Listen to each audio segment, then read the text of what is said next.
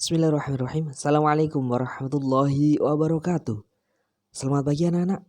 Kembali lagi, hari ini kita akan belajar IPA. Nah, kira-kira hari ini belajar apa ya? Nah, coba perhatikan. Wah, ada anak yang sedang praktikum.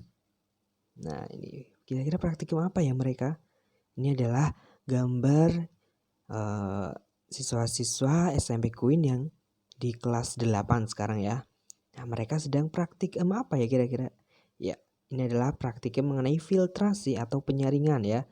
Dari air yang keruh atau kotor menjadi air bersih. Nah, itu ya. Oke, hari ini kita akan belajar terkait gambar tadi, yaitu mengenai pemisahan campuran dan perubahan fisika kimia. Oke, baik. Pertama, mengenai campuran. Kemarin kita sudah bahas ya mengenai zat, ada gas, padat dan cair, unsur senyawa campuran. Nah, campuran merupakan penggabungan dua zat murni atau lebih yang masih mempunyai sifat-sifat asalnya dan tidak mempunyai komposisi tertentu. Nah, campuran terdiri atas tiga bentuk: larutan, koloid, suspensi. Larutan adalah campuran homogen yang sama yang terdiri dari dua atau lebih zat. Kemarin sudah kita bahas ya.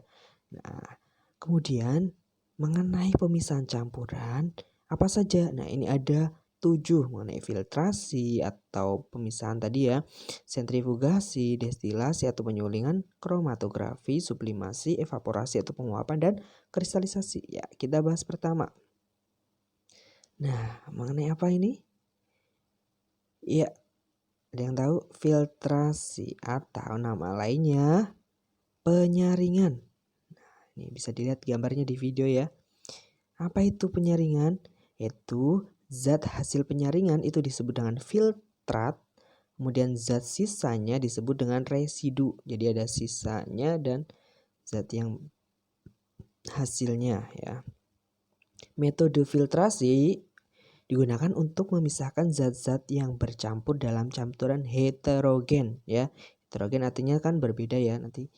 Nah, contohnya apa? Nah, pemisahan kotoran yang pada larutan gula ya misalnya. Kemudian menyaring air sungai yang kotor ya. Keperluannya biasanya untuk air bersih. Nah, ini contoh dari alatnya ya ini.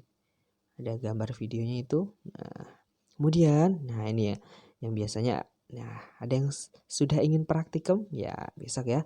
Kita doakan semoga bisa cepat kembali untuk bisa praktikum di kelas. Ini adalah salah satu contoh hasil praktikum anak-anak ini ya. Nah, ini bahan-bahannya, kemudian itu hasil praktikumnya. Dan alhamdulillah berhasil ya menggunakan arang dan lainnya di sini bahan-bahannya. Oke, itu yang pertama. Kemudian yang kedua ada namanya sentrifugasi. Nah, ini ya alatnya seperti ini. Sentrifugasi adalah metode untuk memisahkan padatan sangat halus dengan jumlah campuran sedikit dalam campuran heterogen. Nah, contohnya sel-sel darah merah dapat dipisahkan dari plasma darahnya. Ini ya alatnya. Kalau dulu saya zaman kuliah, nah ini pakainya alat sentrifugasi. Yang ketiga namanya destilasi atau penyulingan. Ini alatnya ya, bisa dilihat. Destilasi merupakan proses pemisahan zat cair dari campurannya berdasarkan perbedaan titik didih yang bercampur sehingga saat menguap setiap zat akan terpisah. Nah, hasil destilasi disebut dengan destilat. Zat sisa yang tertinggal di dalam labu destilat disebut dengan residu atau sisa ya. Penyulingan dilakukan dalam alat bernama destilator. Ini alatnya nama destilator. Kalau ini yang sederhana ya. Nah, dulu saya pernah praktek yang sederhana juga. Besok kalian bisa ya. Ini contohnya pemisahan aseton dengan air ya, sejenis aseton itu sejenis alkohol ya. Nah, itu yang ketiga. Yang keempat apa? Kromatografi. Apa itu?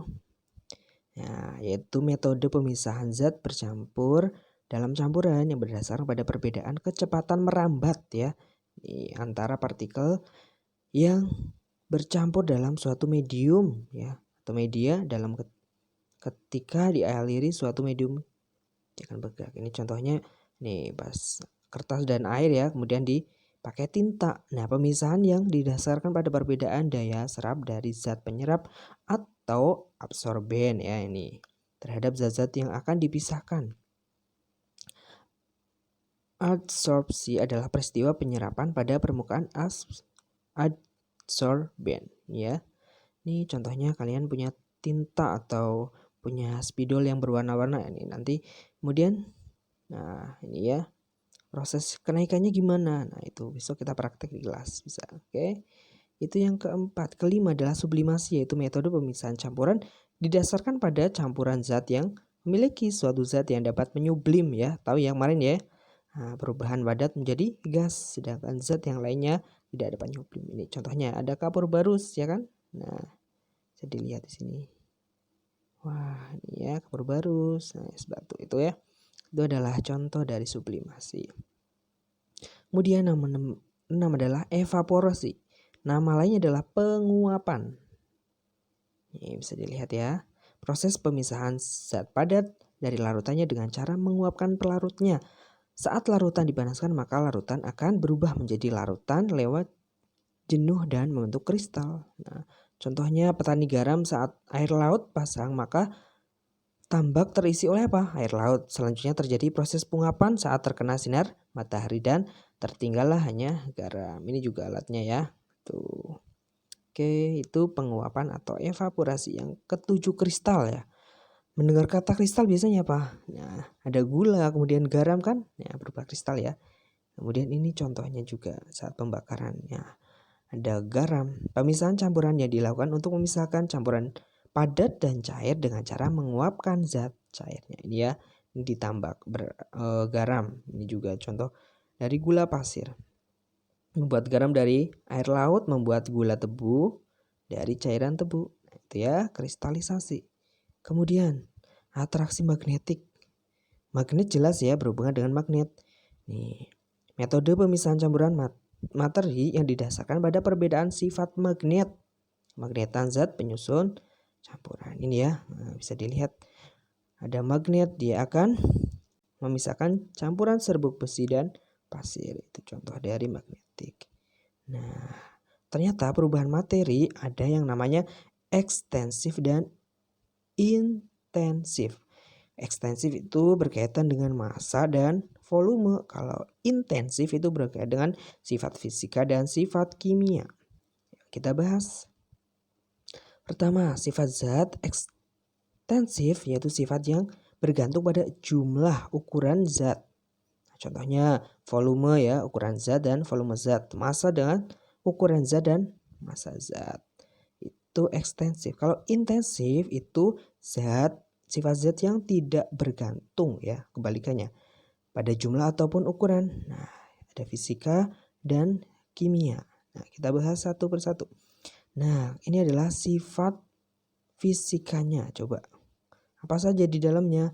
Ada berat jenis atau massa jenis ya, kerapatan, massa jenis, kelarutan, daya hantar ya, adanya listrik ya, panas atau kalor, kekerasan, keras enggaknya ya, kekuatannya, elastis atau lentur enggaknya, kemagnetan, titik didih, titik beku, nah, kekentalan atau viskositas, dan kekeruhan, bau, rasa, dan warna. Ini contoh-contohnya ya pada sifat-sifat fisika. Kalian bisa lihat. Kebalikannya, kalau pada sifat kimia itu apa saja? Ada stabil, reaktif, kebakaran, atau dan karat. Nah ini ya, karat mudah terbakar. Nah busuk juga biasanya pada apel atau buah-buahan kan. Nah itu juga sifat-sifat dari kimia. Nah kemudian ada namanya perubahan fisika. Apa itu perubahan fisika? Yaitu perubahan yang tidak ini katakannya tidak dapat menghasilkan materi baru yang hanya bentuk dan wujud materi. Jadi nggak menghasilkan ya, menghasilkan materi baru. Nah ini ada perubahan bentuk, ukuran, perubahan wujud. Kemarin sudah ada menyublim, kemudian membeku dan itu ya. Kemudian perubahan karena pelarutan atau pengeringan. Nah adanya menahan listrik. Ini contohnya. Ya ini ada lampu, kemudian dipotong. Ini kan semuanya kan berubah wujud kan ya, nggak menghasilkan zat baru. Kebalikannya, tadi adalah perubahan fisika, sekarang kimia, berarti menghasilkan zat baru. Ini contohnya ada pembakaran, pencampuran zat, peragian ya, buat teragi tempe ya. kemudian proses kerusakan, proses biologi makhluk hidup dan perkembangan. Nah, ini contohnya ya. Ini ada karat, kemudian pembakaran, ragi. Ini ya contoh-contoh dari perubahan kimia. Nah, ternyata ada ciri-cirinya juga. Kalau kimia itu membentuk gas, endapan, warna, dan suhu. Gitu ya. Itu tadi mengenai pembelajaran ini. Itu mengenai perubahan fisika kimia dan pemisahan campuran. Masih tetap semangat, jaga kesehatan. Assalamualaikum warahmatullahi wabarakatuh.